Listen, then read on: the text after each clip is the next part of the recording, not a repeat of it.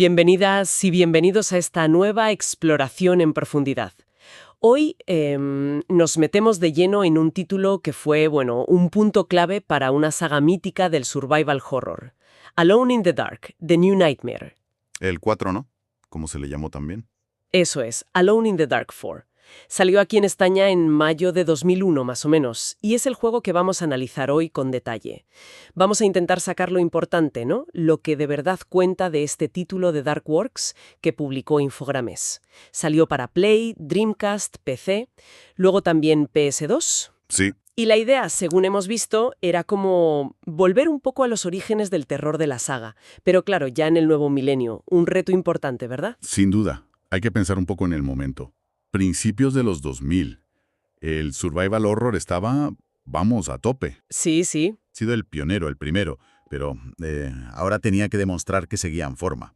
Claro. Y The New Nightmare tenía esa presión encima, modernizar la fórmula, pero sin perder, digamos, la esencia del original del 92.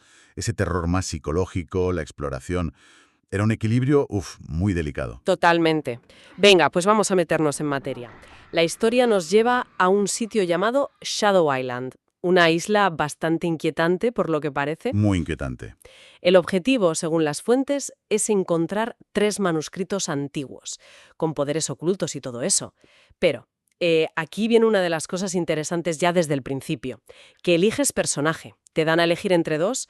Por un lado, Edward Carnby, que ya lo conocemos de la saga, el detective de lo paranormal. El clásico. Y por otro, Alain Sedrak, que era nueva, una profesora universitaria, joven, experta en lenguas antiguas.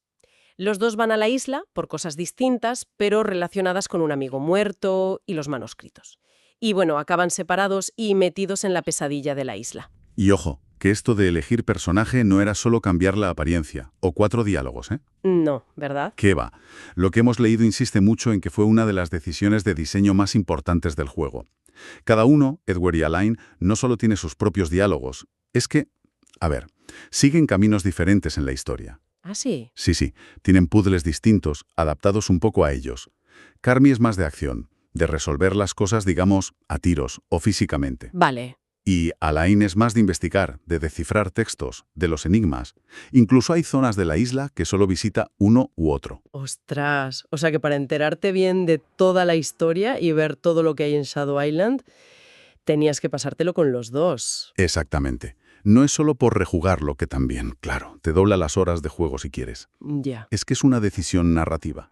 Te obliga a ver la historia desde 2 puntos de vista que se necesitan el uno al otro. Edward va más al grano con los monstruos y los misterios físicos. Entiendo. Y Aline, pues se mete más en la historia antigua de la isla, en los manuscritos, en el porqué de todo. El juego, la verdad, te recompensa si juegas las 2 partes. Una forma muy lista de hacer la historia más profunda y de conocer mejor a los personajes. Entendido.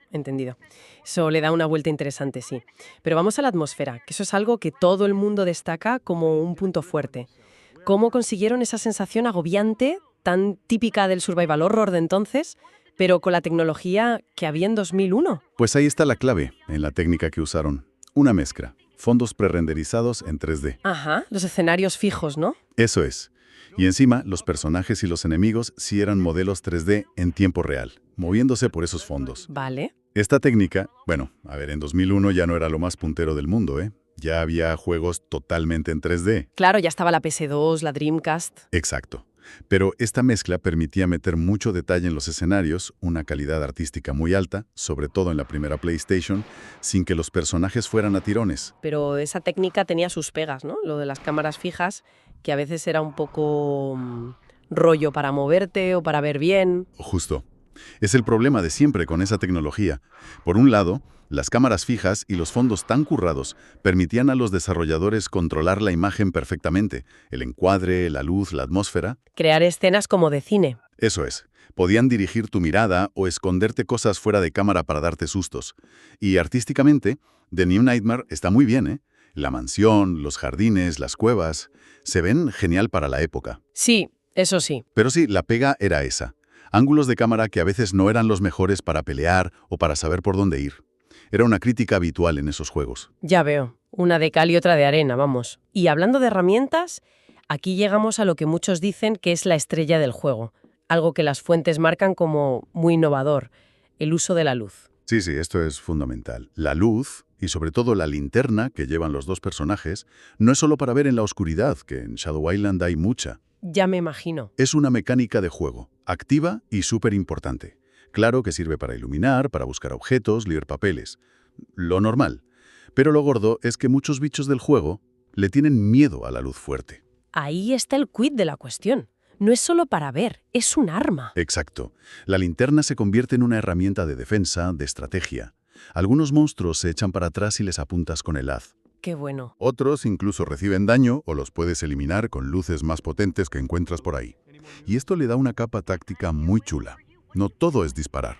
A veces lo mejor es usar la luz para pasar, para dejarlos atontados o para resolver algún puzzle que va con luces. Convierte la oscuridad, que es algo que da miedo de por sí, en algo con lo que puedes interactuar. Me parece una idea genial. ¿Cómo mezcla el tema del miedo a lo que no ves con algo que puedes hacer en el juego? ¿Había otros juegos haciendo algo parecido entonces? ¿O fueron ellos los primeros en darle tanto protagonismo a la luz? A ver, la luz y la oscuridad siempre han estado ahí en el terror, claro. Pero la forma en que The New Nightmare la hizo una mecánica tan activa y con tantas funciones, sí que fue bastante original para ese momento. Entiendo. Otros juegos tenían linternas, sí, pero aquí era protagonista en la supervivencia y en la lucha contra algunos enemigos. Y además, te hace sentir más vulnerable porque la linterna gasta pilas, tienes que ir con cuidado. Hay que gestionarla. Eso.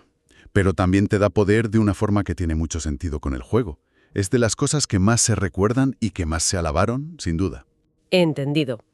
Y para redondear esa atmósfera agobiante, no podemos olvidar el sonido. Los análisis dicen que es crucial. Indispensable. En cualquier survival horror bueno, el sonido es tan importante como lo que ves. Totalmente. Lo que hemos visto destaca mucho la banda sonora ambiental, que suele ser así como sutil, rara, disonante. No son melodías pegadizas, sino sonidos que te mantienen nervioso, con esa sensación de estar solo y en peligro. Sí, esa tensión constante. Y luego los efectos, el eco de tus pasos en un pasillo vacío, una puerta que chirría al abrirse, los gruñidos o susurros de los bichos que no sabes dónde están. Todo está pensado para ponerte los pelos de punta. Es verdad que a veces un ruidito raro da más miedo que ver al monstruo directamente. Totalmente. Juega con tu cabeza, te hace imaginar cosas. En The New Nightmare usan muy bien los efectos para avisarte de que hay enemigos cerca, o simplemente para darte un susto de repente. Si juntas eso con la oscuridad y que necesitas la linterna, pues te metes de lleno en la angustia. Un trabajo de sonido muy bueno, la verdad. Bien, pues ya hemos tocado la estructura de dos personajes, la atmósfera con los gráficos y el sonido, y esa mecánica tan chula de la luz. Con todo esto, ¿cómo se recibió el juego en su día?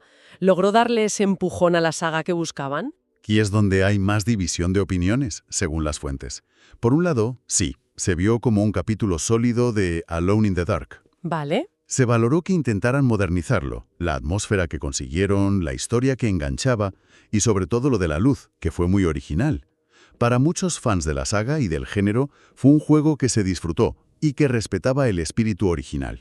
Pero, intuyo un pero. Efectivamente, hay un pero. También tuvo críticas regulares. Si lo pones al lado de otros monstruos del survival horror que salían por entonces, Claro, la competencia era brutal. brutal, había juegos ya con entornos totalmente en 3D, con historias más de película o sistemas de combate más finos. Y The New Nightmare en comparación, pues en algunas cosas se quedaba un poquito atrás, técnicamente o en la jugabilidad. Como los controles, quizás. Por ejemplo, las críticas solían ir por ahí, controles un poco toscos, en parte por lo de las cámaras fijas, o un ritmo que para algunos no era tan intenso como el de otros juegos. O sea que le pesó un poco salir en ese momento justo, con tanto juegazo apretando. Exacto. El nivel estaba altísimo, pero ojo, esto es importante. Las fuentes también dicen que, con los años, The New Nightmare se ha quedado como un juego de culto para bastante gente. Ah, mira. Se le quiere precisamente por lo que lo hizo distinto, esa atmósfera tan suya, lo de los dos personajes que estaba bien hecho y sobre todo la mecánica de la luz y la oscuridad, que le dio personalidad. No fue la revolución que algunos esperaban, pero tampoco un desastre. Fue un intento muy digno y en muchas cosas bueno, de moverse entre lo viejo y lo nuevo. ¿Tiene sentido? Y esto nos lleva a pensar en algo que pasa mucho en los videojuegos, ¿no? ¿Cómo haces para que una saga con muchos años se renueve para gente nueva y con tecnología nueva, pero sin perder lo que la hizo especial? Claro, ese es el gran reto. Pues Alone in the Dark, The New Nightmare, es un caso muy interesante para estudiar eso, con sus aciertos y sus fallos, con sus luces y sus sombras, nunca mejor dicho. Entonces, resumiendo un poco las ideas clave de este análisis a fondo, Alone in the Dark, The New Nightmare, fue un intento importante de traer de vuelta al pionero del survival horror al siglo XXI. Un esfuerzo notable, sí. Sus puntos fuertes: la estructura con dos personajes y caminos diferentes, que daba más juego y profundidad, una atmósfera muy currada con los gráficos prerenderizados y un sonido que te metía de lleno, y sobre todo esa mecánica central de la luz como herramienta para explorar, defenderte y resolver puzzles. Correcto. Y aunque al principio la gente no se puso del todo de acuerdo, en parte por la competencia y por algunas cosillas técnicas o de control, Ya. el juego dejó su huella.